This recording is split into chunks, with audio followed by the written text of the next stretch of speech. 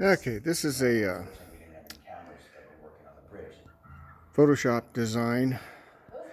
That existing shelf with a mirror in it was just on the wall. There's nothing underneath it except for plumbing pipes, and it's in his laundry room. And so he asked me if I could kind of match the shelf on the wall and make a cabinet for it.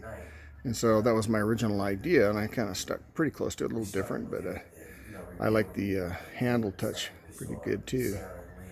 And so that's it right there.